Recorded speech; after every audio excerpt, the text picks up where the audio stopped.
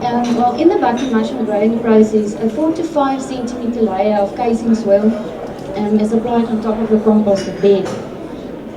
This casing layer is used to initiate and to promote the fruit body formation, as well as to enhance the water retention on the growing beds. Now, this casing soil is a peat soil, and peat soil is a non-renewable fossil fuel. It is formed in peatlands or in wetlands and form part of ecosystems that host a wide variety of fauna and flora. These peatlands are also huge carbon sinks and water resources. Now, in South Africa, peat mining is illegal.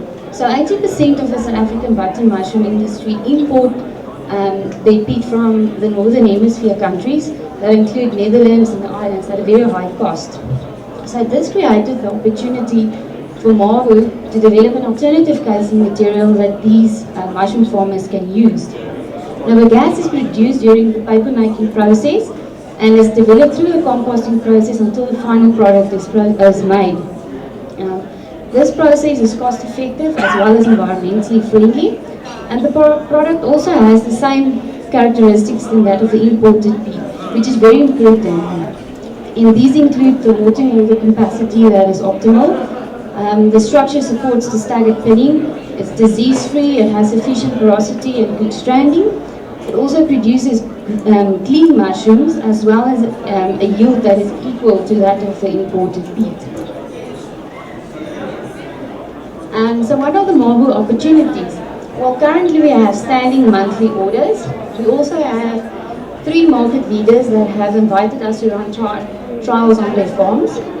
And there are international suppliers that has also shown interest in us. And Mabu is the sole licensee of this patent and international licenses. Now, currently Mabu is a small commercial business. We have been operated in 2 years already. But in order to accommodate the positive future developments, Mabu needs to expand, and this will include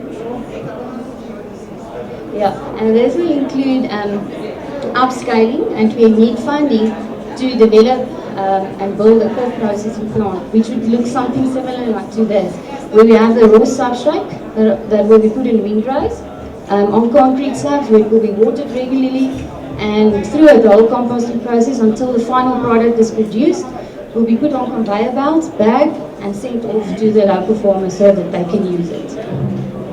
So if I could ask a question, what are you looking for from your investors?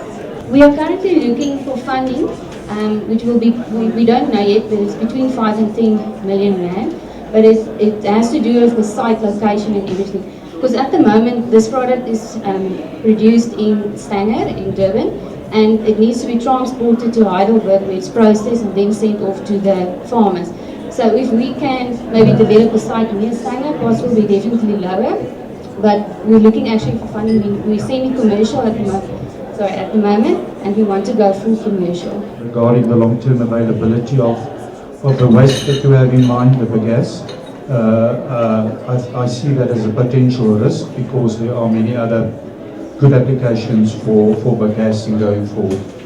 The availability of the substrate, we have already made signed contracts that we take all of the product and process.